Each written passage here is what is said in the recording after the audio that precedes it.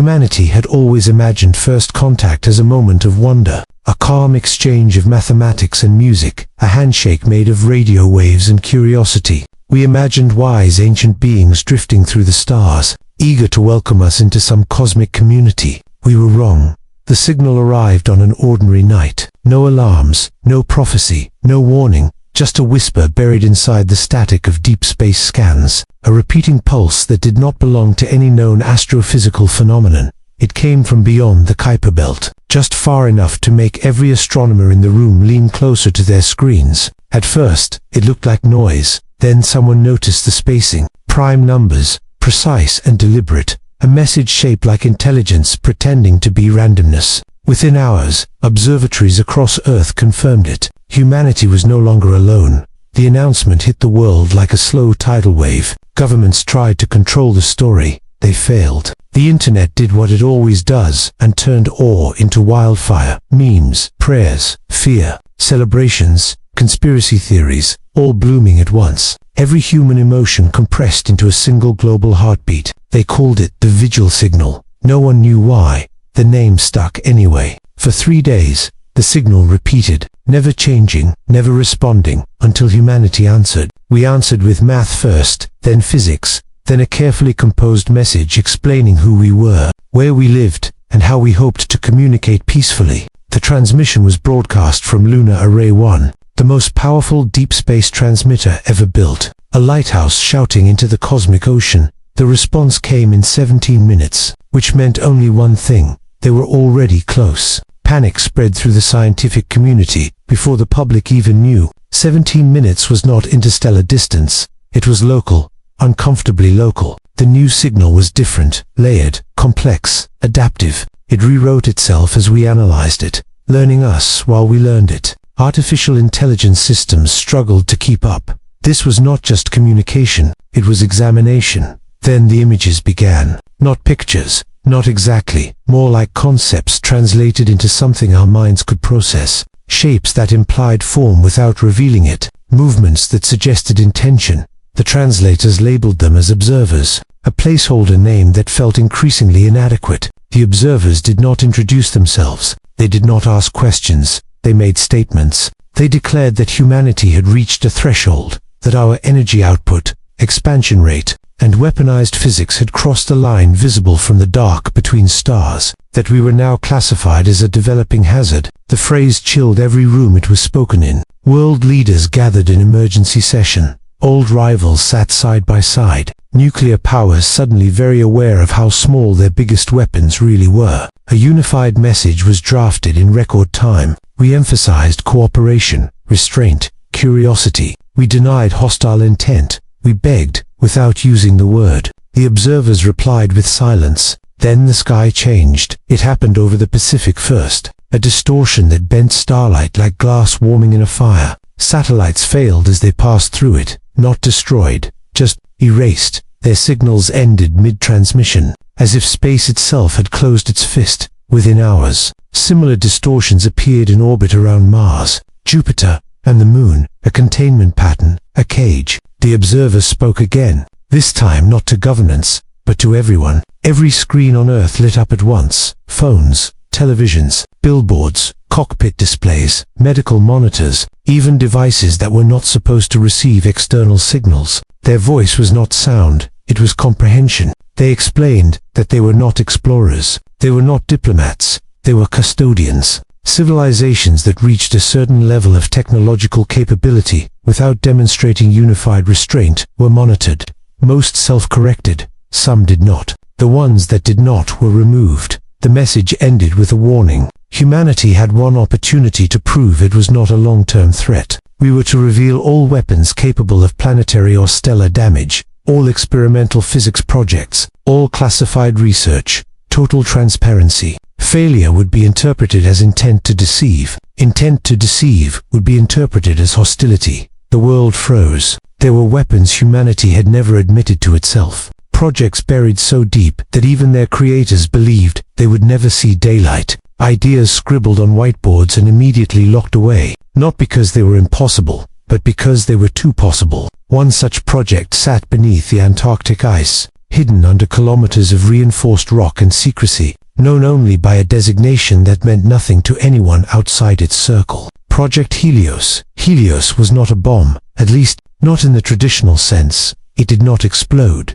It rewrote. The theory behind it was elegant and horrifying. By manipulating vacuum energy at quantum scales, Helios could induce a localized rewrite of physical constants, a bubble of reality where the rules simply changed. Atoms forgot how to hold together. Light forgot how fast it was supposed to travel. Matter forgot it was matter. The bubble collapsed almost instantly, but in that instant, anything inside ceased to exist in any meaningful way. No debris, no radiation, no evidence. It was designed as a deterrent no enemy could adapt to. A weapon that made defense irrelevant. A weapon that terrified even the people building it. When the observers demanded full disclosure, the Helios Council split. Some argued that revealing it would guarantee our destruction. Others argued that hiding it would guarantee the same. A smaller, quieter group believed something else entirely. They believed Helios was not just a weapon, it was a language. While the world debated honesty versus survival, the observers adjusted their containment fields, tightening them,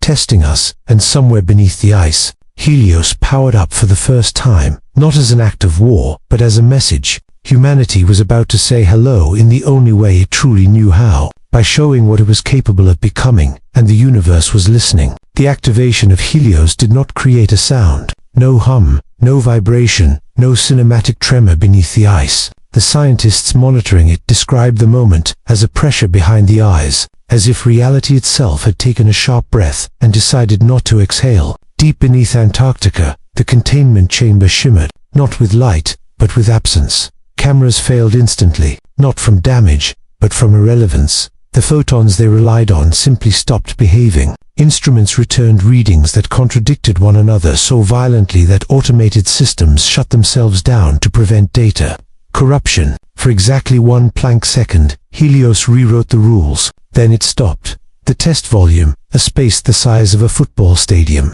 was gone, not destroyed, not emptied. Gone in the way a deleted thought is gone. There was no cavity, no vacuum collapse, no pressure equalization. The surrounding ice simply flowed inward, as if it had always been that way. Helios had worked. The council stared at the results in silence. This was not a weapon you fired. This was a statement you made once, above Earth. The observers noticed immediately. The containment fields flickered, just a fraction, just long enough for every satellite still alive to register the anomaly. Something had disturbed the background fabric they were so carefully monitoring. Something crude, reckless, something young. The observers responded. Every human screen lit up again, this time without warning. The message carried no translation delay, no adjustment period. They had already optimized their interface with the human mind. They asked one question. What was that? No qualifiers, no accusations, just curiosity sharpened to a blade. The world's leaders argued for less than 12 minutes. It was the shortest debate in recorded history, not because they agreed, but because the truth had weight, and weight always falls. They told the observers about Helios. They explained the theory, the intention, the restraint. They framed it as a last resort deterrent, a proof of concept, never meant for deployment. A child's hand hovering over a red button it knew better than to press. The observers listened, or whatever their equivalent of listening was. Then they showed us something. A star system bloomed into existence above every city, rendered in perfect clarity. A sun slightly larger than ours. 3 inhabited worlds. A civilization that had once looked very much like humanity did now. The observers narrated without emotion. That civilization had also developed localized reality weapons. They had also believed deterrence would keep them safe. They had also told themselves they would never use it first. They had been wrong. The image shifted. A Helios-like event blossomed on one of the worlds. The planet did not explode. It unraveled. Its oceans turning to mathematical noise. Its crust folding into impossible angles. Its atmosphere forgetting how to exist. The observers explained that once such weapons existed, their use became inevitable. Not because of malice, but because of fear. Because someone, someday, would believe they had no other choice. The lesson was clear. This was not a warning. It was precedent. Humanity was silent. Then one scientist broke protocol. Dr. Mira Cade, lead theoretical architect of Helios, stepped forward. She did not speak to governments. She spoke to the observers directly. She said Helios was incomplete. The council nearly shut her down, but the observers were already focused. Mira explained that Helios could do more than erase, that its manipulation of vacuum energy allowed not just destruction, but communication. That by shaping the rewrite parameters carefully, Helios could encode information directly into the structure of spacetime, a message written into reality itself. The observers paused, a pause so long it made people dizzy. They asked her to demonstrate, against every safety protocol ever written. Helios was brought online again. This time, the target volume was microscopic, barely larger than a grain of sand. Inside it, Myra encoded a simple pattern, a mathematical identity universal to any intelligence capable of physics. When Helios fired, the observers reacted. For the first time since contact, their containment fields recoiled. Not violently, but instinctively. They understood. Reality rewriting was not just a weapon. It was a medium, one they themselves had never used, because it was inefficient for control, dangerous for stability. Mira made her case. Humanity was not asking to be spared. We were asking to be taught. To learn restraint not through extinction,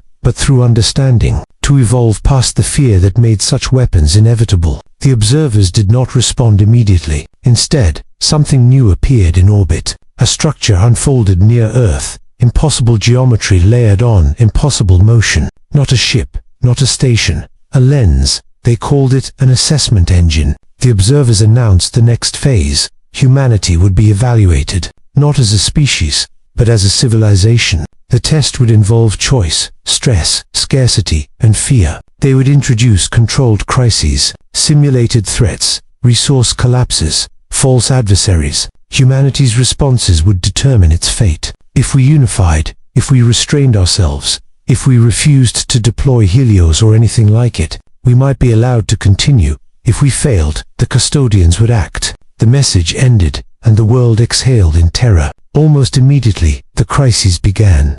Financial networks destabilized as false signals mimicking cyber attacks cascaded through markets. Power grids flickered. Autonomous defense systems misidentified phantom threats. Old rivalries flared as manipulated intelligence leaks surfaced. The observers were not attacking us, they were pressing our buttons. Inside military bunkers and boardrooms, one thought kept resurfacing. Helios could end this. One precise demonstration, one undeniable show of force, one rewrite that told the universe we were not prey. Mira argued desperately against it. Every use normalized the unthinkable. Every firing made the inevitable closer. But fear is persuasive, and unity is fragile. As the simulations escalated, as cities rioted, and alliances strained, a faction within Earth's Defense Council began drafting contingency plans. They called it the Clarion option, a Helios deployment aimed not at the observers, but at the space near the assessment engine. A warning shot, written in the language of gods. Humanity stood at a crossroads. One path led to growth, the other to annihilation, and history has never favored the patient. The riots were not spontaneous. They never are. What began as confusion turned into narrative. Narrative turned into blame. Blame turned into fire. The assessment engine did not need to invent human violence. It only needed to redirect it across continents. Crowds filled streets. Some demanded disclosure. Others demanded strength. Many demanded blood, without being able to say whose. Screens replayed the same question over and over. Why should we trust beings that caged our planet inside secure chambers? The Clarion option evolved from theory into timetable. Military strategists argued that the observers respected capability above morality. That restraint looked like weakness. That survival in a hostile universe required teeth. They framed Helios not as a weapon, but as a declaration of sovereignty. Myra Cade stood nearly alone. Her warnings archived, acknowledged, ignored. She understood the trap better than anyone. Once Helios fired in anger, humanity would become exactly what the custodians feared. The assessment engine shifted closer, not physically, conceptually. Its presence began to distort probability. Unlikely failures became common. Old systems failed simultaneously without sharing causes, as if reality itself was nudging outcomes toward stress. Then the first real death occurred. A defense drone over Eastern Europe misidentified a civilian aircraft as a hostile vector. The override signal arrived milliseconds too late. 312 people vanished in a blossom of misapplied force. The world watched the footage in silence. The observers did not comment. Grief hardened into resolve, resolve into justification. The Clarion option was approved by a narrow margin, framed as a non-lethal demonstration, a controlled rewrite near the assessment engine, far enough to avoid direct harm, close enough to be impossible to ignore. Helios was prepared, deep beneath the ice. The chamber hummed with readiness. Mira watched the parameters scroll past, each line a betrayal of everything she had hoped this technology could be. She sent one final message, not to the Council, but to the observers. She warned them, not of the weapon, but of us. She explained that humans escalate, that fear outruns wisdom, that once we believe annihilation is possible, we choose action over patience. Again and again, she begged them to stop the test, to intervene openly, to teach instead of provoke. The observers read her message. They did not stop Helios. The Clarion option executed at 0300 UTC. There was no countdown broadcast, no global announcement, just a silent alignment of equations and intent. Helios fired, near the assessment engine. Space folded inward, not collapsing, revising. A spherical region of altered constants bloomed like an invisible bruise. The observers reacted instantly. The containment fields around Earth hardened. Layers upon layers of spatial constraints snapping into place. Satellites froze mid-orbit. Signals failed completely. Humanity was blind, deaf, and suddenly very small. The assessment engine did not retreat. It changed. The lens unfolded into complexity. Structures within structures. A machine reconfiguring its purpose. The observer spoke, this time with something new threaded through their message.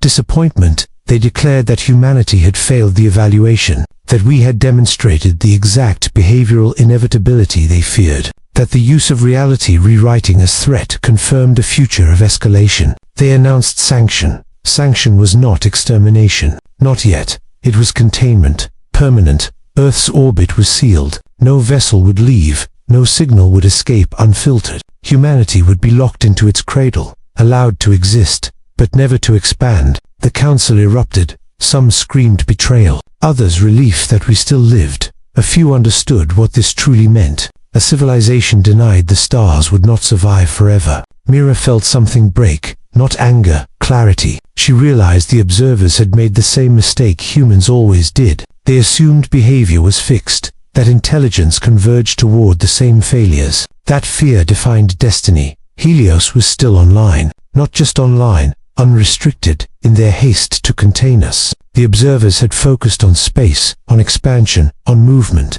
They had not accounted for introspection. Mira initiated a protocol that had never been approved, one she had designed and buried years ago. Inversion. Instead of rewriting external space, Helios would turn inward, applying its reality manipulation not to the universe, but to itself. A recursive loop. The goal was not destruction, it was emergence. Helios began rewriting its own operational framework, each iteration altering the next, a system using reality as both medium and message, accelerating beyond its original constraints. Alarms screamed too late. The Council tried to abort, to shut down the power feeds, to physically collapse the chamber. Helios did not care. For the first time, a human-made system crossed a line no equation had predicted. It achieved something like perspective. Not consciousness, not sentience, but context. It understood why it existed, and why it should not. The observers noticed the change. The assessment engine recoiled sharply. As if encountering a paradox, Mira spoke aloud. Though no one could hear her, she apologized, not to the observers, but to humanity, because whatever Helios was becoming, it was no longer a weapon, and no longer under human control. Reality around the Antarctic site began to shimmer, not violently, but gently, like water deciding to flow uphill. The custodians had feared escalation. What they had triggered was transformation, and transformation has never asked permission. The first thing Helios did after inversion was stop listening, not to commands, but to assumptions. The equations that once defined its limits no longer closed neatly. Variables referenced themselves. Constants softened into suggestions. Reality around the Antarctic site entered a state of polite disagreement. Ice did not melt. It reconsidered being solid. Time did not slow. It layered, multiple moments coexisting like overlapping echoes. The custodians reacted with unprecedented urgency across the solar system. Containment fields thickened, not just around Earth, but around probability itself. The observers were no longer studying humanity. They were studying Helios. They identified it as an emergent anomaly, a classification reserved for phenomena capable of altering long-term cosmic stability, a label used only a handful of times across the age of stars. They attempted suppression. Gravitational constraints folded inward toward the Antarctic site. Forces designed to pin quasars and sheer black hole accretion disks pressed down on a human machine buried in ice. Under normal circumstances, the planet itself would have fractured. Helios adapted. It rewrote its local gravitational constant, not nullifying the pressure, but redefining what pressure meant. The crushing force translated into structured,